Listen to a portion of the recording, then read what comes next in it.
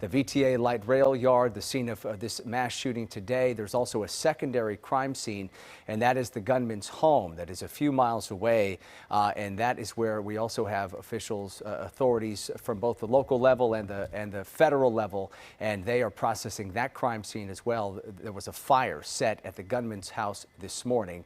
And with that being said, we have KTVU's Tom Vakar, who has been at the gunman's home throughout the morning, keeping an eye on all of the activity there.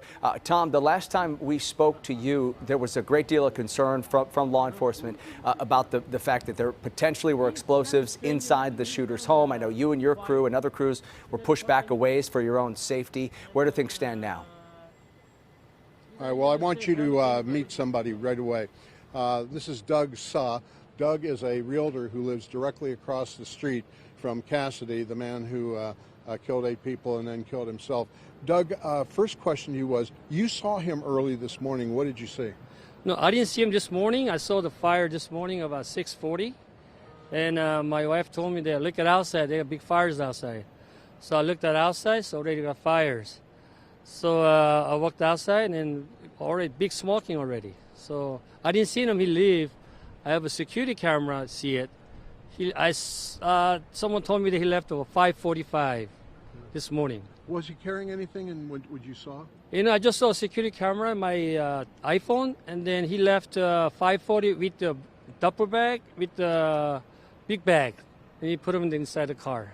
This guy, Cassidy, he's lived here a long time. You've lived here a long time. What kind of a person was he? How would you talk about your interactions, if you had any? You know, I talked to him only 5 times, living here 5 years, and he never say hi much. Every time I say hi, and he looking at me, stare looking, dirty looking all the time. So I ignore him every time I see him. Was he a person that was seemed standoffish, or was he afraid of people? How would you view that? He's not afraid of people. I'm afraid of him because he looks scared. He never say hi. My wife is scared of him too, so after that, I ignore him every time I see him. You had an incident with your car at Right. his driveway. Tell me about that. One time I backing up, and then I get into his driveway. He yelling at me, "Do not come to my driveway. You step onto my driveway, get out." After that, I haven't talked to him since then. My last question to you is, you now know that this man has killed himself after taking the lives of 8 other people and injuring many, many others. Your reaction to all of this? Scared. I was scared though. I didn't thought he can do it like that. So I was scared, and then I'm glad it's over. You know, it's. When you say scared, raises one more question, and that is this.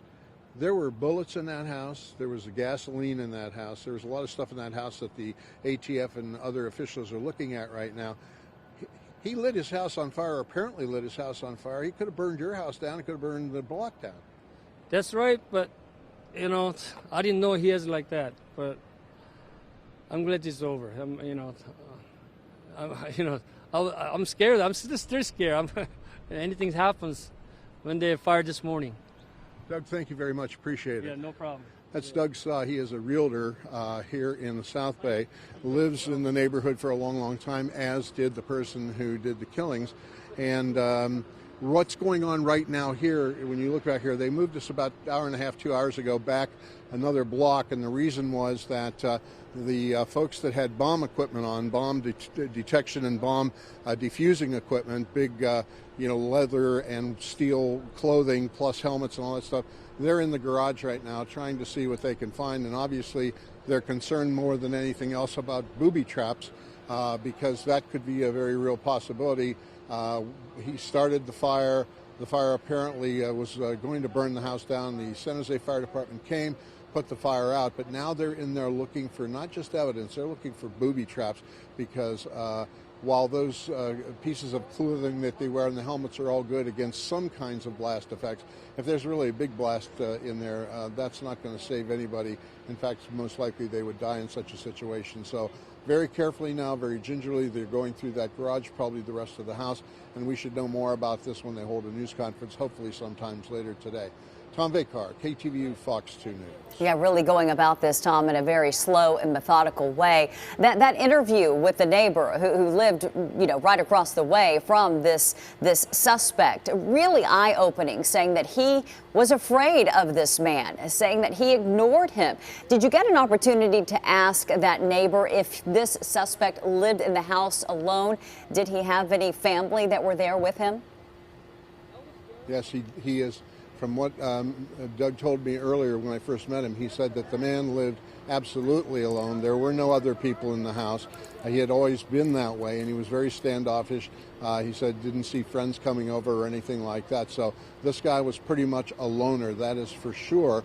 And the fact that he would leave a house and leave it to burn probably suggested that All right, Tom, he was that kind of a person. I apologize. We're going to have to interrupt you just for a moment because we do need to get to more of the breaking news.